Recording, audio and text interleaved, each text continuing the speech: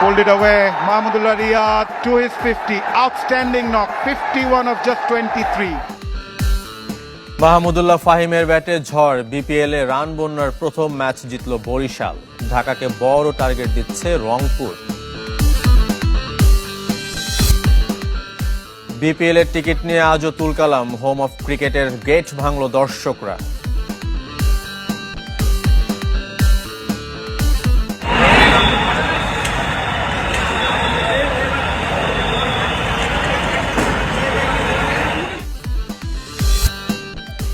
Melbourne test জিতে ফাইনালের আরও কাছে অস্ট্রেলিয়া। জয়সওয়ালকে আউট দিয়ে আলোচিত বাংলাদেশের আম্পায়ার সৈকত।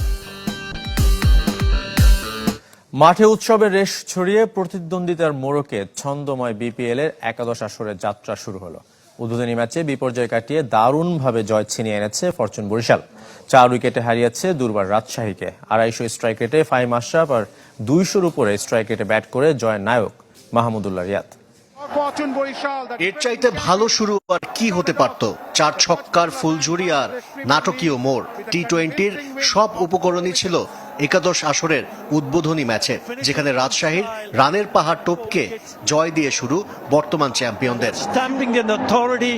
নায়ক দুজন, মাহমুদুল্লাহ আর পাকিস্তানের রিক্রুট ফাহিম আশরাফ। খাদের কিনারা থেকে যেভাবে ম্যাচ বের করে নিয়ে এসেছেন তা এক কথায় অবিশ্বাস্য। তারকা সমৃদ্ধ বরিশাল শুরুতেই হোঁচট খেয়েছিল। পার্ট টাইমার জিসানের প্রথম বলে নাজমুল শান্তর গোল্ডেন ডাক। বুনো উল্লাসে মাতেন তাসকিন আহমেদ। তামিম ইকবালের পর কায়েল মিয়ার্সকেও ফেরান রাজশাহীর ঢাকা এক্সপ্রেস। মুশফিক হৃদয় শুরুর ধাক্কা সামলানোর চেষ্টা করেন ঠিকই, তবে বড় জুটি গড়তে পারেননি। দুজনেই হাসান মুরাদের ঘূর্ণি ফাঁদে ধরা পড়েন। লাল সবুজ জার্সি হোক কিংবা ঘরোয়া league tournament, crisis hero Mahmudullah আবারও দেখিয়ে দিলেন এখনো ফুরিয়ে যাননি। শাহিন শাহ আফ্রিদিকে নিয়ে জুটি গড়ার চেষ্টা করেন সাইলেন্ট কিলার। আফ্রিদি 17 বলে 27 করে বিদায় নিলে ম্যাচ হারের শঙ্কায় বর্তমান চ্যাম্পিয়নরা। আমরা আমাদের শেষ 6 ওভারে দরকার 78 রান। সে সময় মিরপুরে ঝড় বইয়ে দেন মাহমুদুল্লাহ ও ফাহিম আশরাফ। 15, 16 ও 17 এই 3 ওভারে 64 রান তোলেন এ দুই ব্যাটার। মৃত্যুঞ্জয়কে ছক্কা মেরে ফাহিম যখন জয় সুনিশ্চিত করেন, তখনও 11 বল বাকি। টস হেরে ব্যাট করতে নামা রাজশাহীর শুরুটাও ভালো হয়নি। 25 রানে 2 ওপেনারকে হারিয়ে চাপে পড়ে উত্তরের দল। তবে অধিনায়ক এনামুল হক বিজয় আর ইয়াসির আলী রাব্বির ব্যাটে ঘুরে দাঁড়ায় দুর্বার রাজশাহী।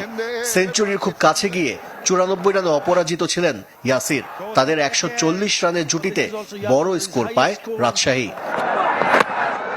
তবে মাহমুদুল্লাহ ফাহিম আশরাফের বীরত্বে 198 রানের টার্গেটও বড় হয়নি। দিনের দ্বিতীয় ম্যাচে এই মুহূর্তে ঢাকা ক্যাপিটালসের বিপক্ষে ব্যাট করছে রংপুর রাইডার্স। সবশেষ সংগ্রহ 6 উইকেটে 175 রান। মিরপুর স্টেডিয়ামে টস হেরে ব্যাট করতে নামে রংপুর। স্টিভেন টেইলরের প্রথম ওভারে তোলেন 14 রান। তবে দ্বিতীয় ওভারে মুস্তাফিজ ফিরান স্টিভেন টেইলরকে, আর পরের ওভারে অ্যালেক্স হেলসকে বিদায় করেন আলাউদ্দিন বাবু। এরপর 85 রানের জুটি ভেঙে আবারও ফেরান সাইফ হাসান ও ইফতেখার আহমেদকে, যিনি কিনা এনসিএল টি-20-র সেরা বোলার হয়ে জায়গা পেয়েছেন BPL A.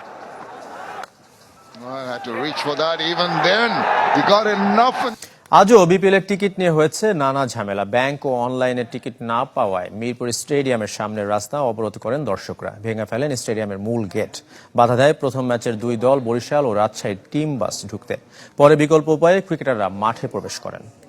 রণক্ষেত্র home of cricket. Ticket নিয়ে আগের দিনের বিশৃঙ্খলা রূপ নেয় বিস্ফোরণে। স্টেডিয়ামের প্রতিটি গেটে শত শত মানুষের ভিড়, কিন্তু কোথাও নেই টিকিট। মিরপুর স্টেডিয়ামে হচ্ছে না টিকিট বিক্রি। ক্ষোভে ফেটে পড়া দর্শকরা ভেঙে ফেলে মূল ফটক। আইন শৃঙ্খলা বাহিনীও পারেনি পরিস্থিতি নিয়ন্ত্রণে নিতে। 1 ঘন্টা টিকিট দিতে দেওয়ার পরে কি হলো, লোক নাই। কাউন্টার থেকে 1 ঘন্টা দেওয়ার পরে টিকিট চলে গেছে। একজন লোক 100 টিকিট কাটছে, আর একজন লোক 50 টিকিট কাটছে। আমরা কালকে বিকালে আসছি, এখনো টিকিটের কোনো সন্ধান পাইনি। ব্যাংকে যান, যাই ব্যাংকে এই জায়গায় যাই, ব্যাংক খোলে না, আবার কইতে যে এই সমস্যা ওই সমস্যা। বিক্ষুব্ধ মানুষ স্টেডিয়ামে ঢুকতে দেয়নি রাজশাহী টিম বাস। পরে সুইমিং কমপ্লেক্সের পাশের গেট দিয়ে ঢুকে রাজশাহী ও বরিশালের ক্রিকেটাররা।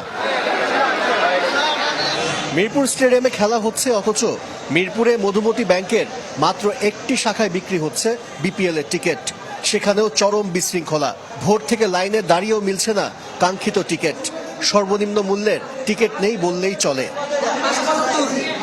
50 জন দিতে যদি টিকিট শেষ হয়ে যায়, বাকি টিকিটটা গেল কোথায়? আমরা তো মাঠে ঢোকার পর দেখি যে না, সিটগুলো ফাঁকা আছে। বলতে আধা ঘন্টা ওয়েট করলে 230 টাকা টিকিট দিব, এখন ভিতরে গেছি বলতেছে টিকিট নাই। 575 টাকার টিকিট আছে, কিন্তু এখন বলতেছে ওই টিকিট 690 টাকা হয়ে গেছে। আর কিছুক্ষণ পরে বলবো ওইটা 1000 টাকা, আর 1 ঘন্টা পরে বলবো ওইটা 2000 টাকা, অথচ এগুলা 200 টাকার টিকিট। মিরপুর ব্রাঞ্চ ম্যানেজার দায় দিলেন বিসিবিকে।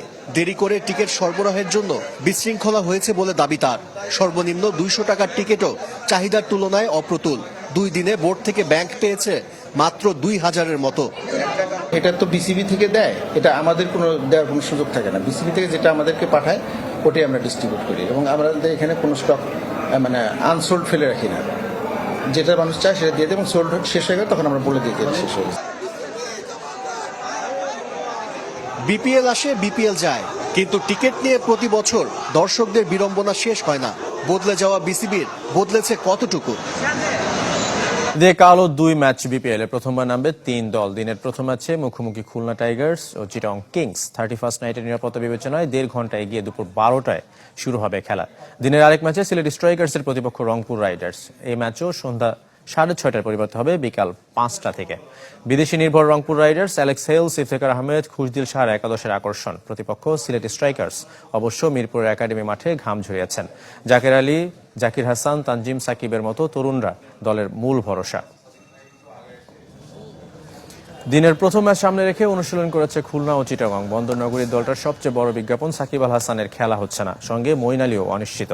তাই দেশি তারকা শামীম পাটোয়ারি, পারভেজ ইমন, আলিস আল ইসলামদের উপর নজর থাকবে। মেহেদী মিরাজের নেতৃত্বে বিপিএল অভিযান শুরু করবে খুলনা। এবার মেলবোর্ন টেস্টের খবর। রোমাঞ্চকর জয়ে টেস্ট চ্যাম্পিয়নশিপের ফাইনালের পথে এগিয়ে গেল অস্ট্রেলিয়া, আর একটি জয় তাদের নিয়ে যাবে শিরোপার মঞ্চে। ভারতকে 184 রানে হারিয়ে সিরিজে 2-1 ব্যবধানে এগিয়ে গেল অজিরা। তবে ম্যাচ ছাপিয়ে আলোচনায় জয়সওয়ালের কট বিহাইন্ডের আউট, যে সিদ্ধান্ত দিয়ে আলোচিত বাংলাদেশি থার্ড আম্পায়ার শরফুদ্দুল্লাহ ইবনে শহীদ সৈকত। একটা টেস্ট ম্যাচ কতটা রঙিন, রুদ্ধশ্বাসের, রোমাঞ্চ ছড়াতে পারে তার আরও এক সাক্ষী হয়ে থাকলো মেলবোর্ন ক্রিকেট গ্রাউন্ড, যে মঞ্চে নতুন মাত্রা যোগ করেছে টেস্ট চ্যাম্পিয়নশিপ। এই ম্যাচ হেরে ভারতের ফাইনাল সম্ভাবনা হয়েছে ক্ষীণ, বিপরীতে অস্ট্রেলিয়ার উজ্জ্বলতর। গ্রাউন্ড, যে মঞ্চে নতুন মাত্রা যোগ করেছে টেস্ট চ্যাম্পিয়নশিপ। এই ম্যাচ হেরে ভারতের ফাইনাল সম্ভাবনা হয়েছে ক্ষীণ, বিপরীতে অস্ট্রেলিয়ার উজ্জ্বলতর। টেস্ট চ্যাম্পিয়নশিপের পয়েন্ট টেবিল বলছে সিডনি টেস্টে জিতলেই আর কোনো যদি কিন্তু নয়। আগের দিন ফাইনাল নিশ্চিত করা দক্ষিণ আফ্রিকার প্রতিপক্ষ হবে অস্ট্রেলিয়া। শ্রীলঙ্কার মাঠে গিয়ে শেষ 2 টেস্ট হারলেও, তবে সিডনিতে ড্র করলে শ্রীলঙ্কার বিপক্ষে যে কোনো এক টেস্টে ড্র করতে হবে অজিদের। বিপরীতে ভারতের শেষ টেস্টটা জিতলেও চলবে না, তাকিয়ে থাকতে হবে শ্রীলঙ্কা অস্ট্রেলিয়া সিরিজের দিকে, যেখানে 1-0-তে শ্রীলঙ্কা সিরিজ জিতলেই শুধু ফাইনাল খেলতে পারবে ভারত। অস্ট্রেলিয়া কিংবা শ্রীলঙ্কার 2-0 ব্যবধানে সিরিজ জয় ছিটকে দেবে মেন ইন ব্লুদের, যে টেস্ট বাঁচানোর পথে থাকলেও 28 রানে 7 উইকেট হারিয়ে ম্যাচ হেরে বসে ভারত। টাইগারদের প্রিয় ফরম্যাট ওয়ানডে। সম্প্রতি এই ফরম্যাটে ওয়েস্ট ইন্ডিজের কাছে হোয়াইট ওয়াশ হয়েছে মেহেদী হাসান মিরাজের বাহিনী। তাদের সামনে এখন বড় চ্যালেঞ্জ, কারণ টি-20 ফরম্যাট। এই ফরম্যাটে অন্য দলগুলোর তুলনায় বাংলাদেশ অনেকটাই পিছিয়ে।